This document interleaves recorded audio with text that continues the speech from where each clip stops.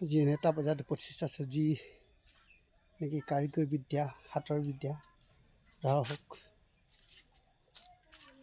যিকোনো ঘৰ বনোৱাই হওক যিকোনো হওক কাৰিকৰী বিদ্যাত এনেদৰে পাকৈত হ'লে অসমৰ দ্বাৰা স্বাৱলম্বী হ'ব। সেয়েহে অসমৰ সকলো ভাইটি ভণ্টি বা বন্ধুসকলক কৈছোঁ, চেন্নাই বোমাই গৈ লাভ নাই, ইয়াতেই নিজৰ কাৰিকৰী বিদ্যা শিকি অতি সুন্দৰভাৱে থাকি ইয়াতেই নিজৰ জীৱন উন্নত কৰাৰ চেষ্টা কৰক।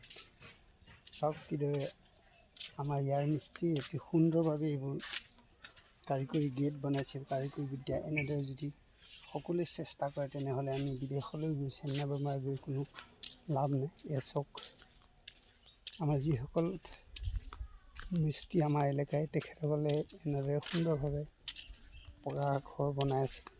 আপোনালোকক দেখাবলৈ মই যত্ন কৰিছোঁ।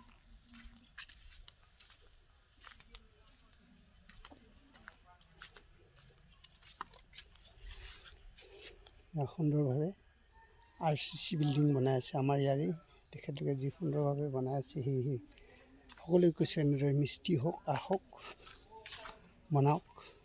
সকলোৱে নিজৰ যি অসমৰ মান মৰ্যাদা ৰখাই নিজৰ কাৰিকৰী বিদ্যাত পাকৈত কৰি এনেদৰে সুন্দৰভাৱে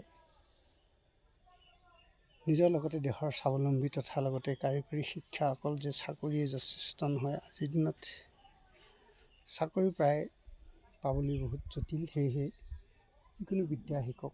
এনেদৰে আমাৰ অসমৰ ল'ৰাই যি সুন্দৰভাৱে RCC ঘৰ তেখেতলোকে সদূৰ দূৰৰ পৰা কলিকতাৰ পৰা আনিবলগীয়া হোৱা নাই, নিজে এনেদৰে উপস্থাপন কৰি সুন্দৰভাৱে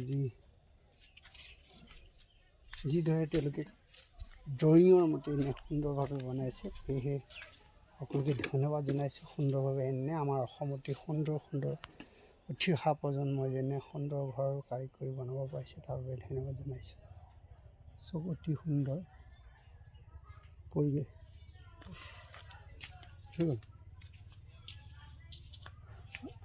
আমাৰ অসমৰ ল'ৰাই এনেদৰে সুন্দৰভাৱে বনোৱাৰ বাবে ধন্যবাদ জনাইছোঁ। পৰৱৰ্তী সময়ত কোনো চেন্নাই বোমাই যাব নালাগে, এনেদৰে সুন্দৰভাৱে নিজে কাৰিকৰী শিকক, সুন্দৰভাৱে বনাওক। আমাৰ যিসকল অসমৰ মিস্ত্ৰী ইমান সুন্দৰকৈ বনাইছে চব ধন্যবাদ থাকিল। এনেদৰে সকলোৱে সহায় সহযোগিতা কৰক।